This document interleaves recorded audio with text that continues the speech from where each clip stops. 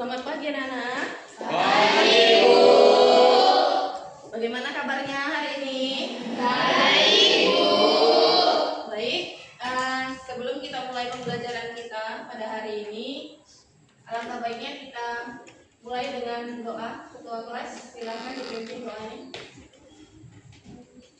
Sebelum kita belajar, mari kita berdoa menurut agama dan kepercayaan kita masing-masing. Doa dimulai.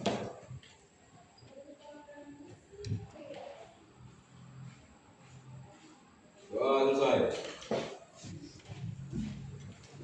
Kita absensi dulu ya. Apakah hari ini hadir semua? Tidak, Bu. Siapa yang tidak hadir? Cantika, Bu. Kenapa Cantika? Sakit, Bu. Cantika sakit. Lagi siapa lagi nak? Sadewo kenapa? Enggak ada keterangan? Ada, Bu.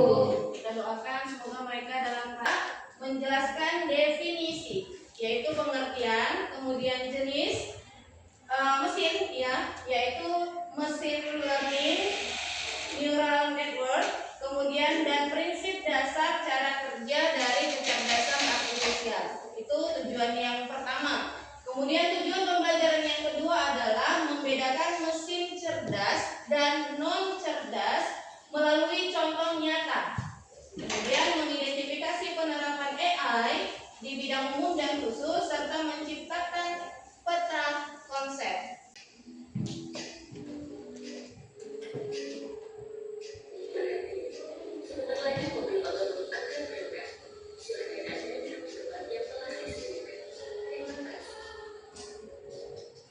Berkeliling kampus tapi tidak ada pengemudinya. Kalau tidak terbiasa, jadinya agak was-was atau takut. Dan meskipun ini kecepatannya hanya 10 km per jam, tapi rasanya sudah cepat. Tapi tenang aja, karena mobil ini dilengkapi dengan sensor-sensor canggih seperti sensor kamera, sensor jarak, global positioning system, dan light radar. Mobil tanpa pengemudi bertenaga listrik berjuluk iCar, Intelligent Car ini sementara didesain khusus untuk shuttle di lingkungan kampus. iCar dijalankan dengan kombinasi teknologi berbasis artificial intelligence dan Internet of Things. Kemudian sensor-sensor itu masuk ke dalam sistem navigasi. Di dalam sistem navigasi kita tanamkan beberapa misalnya teknologi kecerdasan buatan. Itu kemudian Menurut kalian, apa bedanya mobil autopilot ini dengan mobil biasa? Autopilot tidak menggunakan supir. Ya, baik, satu orang ada yang bisa menjelaskan? Yang mungkin? Mobil autopilot tidak menggunakan supir. Kalau mobil biasa menggunakan supir. Ya. Perbedaan yang pertama adalah kalau mobil autopilot tidak menggunakan Supir. sedangkan mobil biasa menggunakan Supir. Ya, tadi sudah dikatakan di sana bahwa itu adalah iCar. Ya, intelligent berarti. Nah, di sini ada dua tabel, mesin cerdas dengan mesin non cerdas. Yang pertama, Tesla. Tahu mobil Tesla? Tahu. Ya. Itu yang lagi viral sekarang. Mobil Tesla itu kira-kira bisa disebut mesin cerdas atau tidak? Bisa, Bu. Bisa ya. Kemudian Google Translate. Bisa, Bu. DeepL ini salah satu aplikasi AI yang digunakan untuk menerjemahkan bahasa. Sama seperti Google Translate. Ya. Berarti DeepL ini termasuk cerdas. Kalau kipas angin tadi? Lalu chatbot, ada chatbot di sana, tahu chatbot? Pernah pakai Halodoc?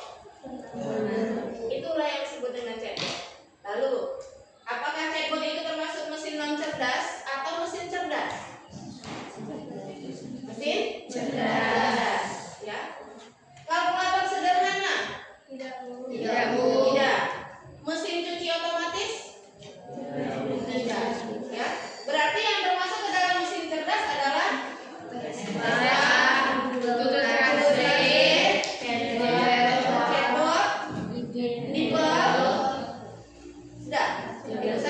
ya. Yang termasuk ke dalam mesin non cerdas adalah kipas angin, kalkulator sederhana, dan mesin cuci otomatis.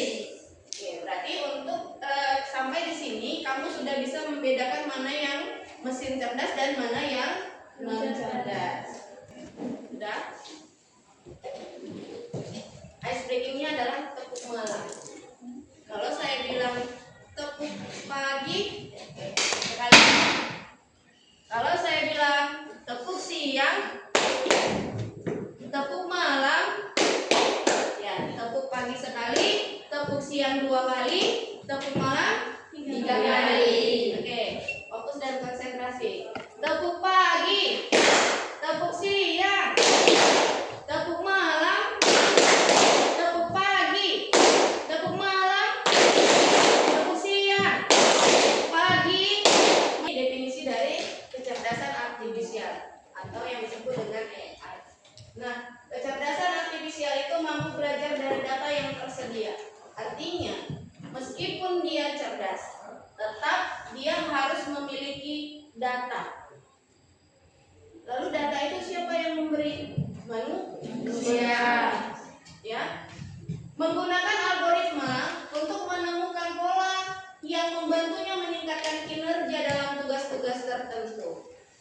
Kalau sekarang kan sudah ada robot yang bisa membantu pekerjaan rumah. Kemudian pemahaman bahasa. AI dapat memahami dan memproses bahasa manusia. Memungkinkan interaksi yang lebih netral melalui aplikasi seperti asisten virtual dan penerjemah otomatis. Seperti tadi Google Translate dan DeepL. Ya. Jadi kalau kamu mau mentranslate dari bahasa Inggris ke bahasa Indonesia coba pakai DeepL. Kamu pasti belum pernah coba. Yang selama ini kamu pakai adalah Google Translate. Jadi ada lagi selain daripada Google Translate yaitu pakai DeepL. Nah, pengakuan pola, kecerdasan artifisial unggul dalam pengakuan pola, menganalisis data untuk mengidentifikasi tren dan membuat keputusan berdasarkan informasi. Tetap harus ada data yang disimpan. Jadi, makanya apapun yang kamu minta melalui AI ada. Lalu semua itu berasal dari mana? Berasal dari data yang sudah disimpan dan ditanamkan di dalam AI itu. Baik, selanjutnya mesin cerdas versus mesin non cerdas. Mesin pintar itu seperti mobil autopilot dapat belajar dari data, ya, membuat keputusan dan beradaptasi dengan lingkungannya, meningkatkan efisiensi dan pengalaman serta pengguna dalam berbagai aplikasi. Itu kalau mesin cerdas. Sedangkan mesin non cerdas menjalankan tugas-tugas tetap berdasarkan instruksi yang telah ditetapkan. On, off. Itu harus dipasang ini. Tidak memiliki kemampuan untuk belajar atau beradaptasi yang membatasi fungsionalitas dan interaksinya dengan si pengguna. Contoh di dalam kehidupan nyata, mesin pintar meliputi Google Translate dan chatbot. Sementara mesin non pintar adalah perangkat seperti kalkulator dan kipas angin. Ya, tadi kan sudah kita lihat di slide yang sebelumnya. Ya. Nah, ini adalah kata konsep pemanfaatan AI di bidang tertentu. Jadi, seperti di tujuan pembelajaran di awal, Ibu tadi sudah katakan bahwa proyek kita adalah untuk membuat peta konsep. Ya, nanti kita akan bagi kelompok. Nah, masing-masing kelompok nanti akan kita bagi mengerjakan AI, pemanfaatan AI di berbagai bidang. Paham ya? Sampai di sini paham ya, Nana? Baik, kita bagikan dulu kelompoknya. Silakan bergabung dengan anggota kelompoknya.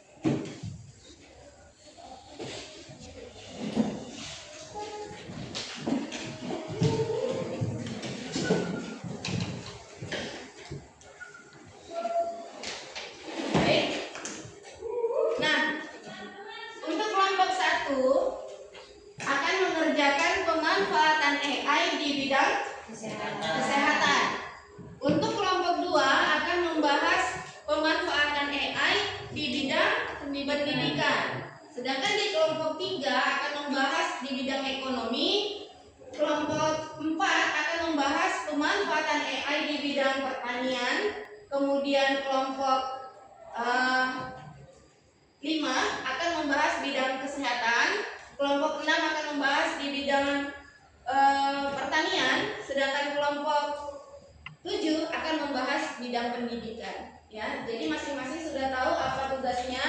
Ingat, silakan kamu bagi kerja. Siapa yang mencari informasinya, siapa yang mendesain, dan siapa yang mengatur presentasinya nanti. Silakan kamu manfaatkan media yang bisa digunakan untuk membuat peta konsep.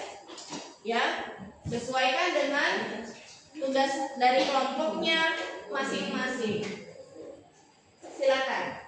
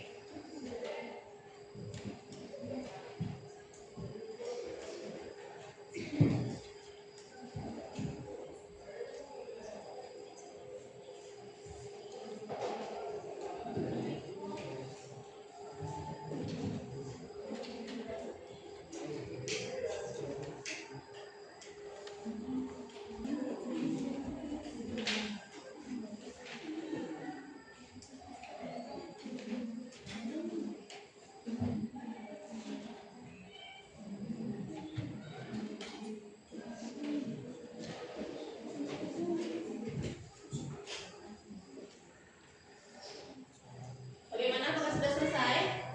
Sudah.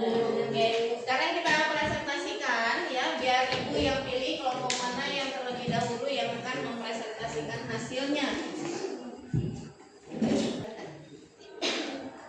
Mulai. Selamat pagi semuanya.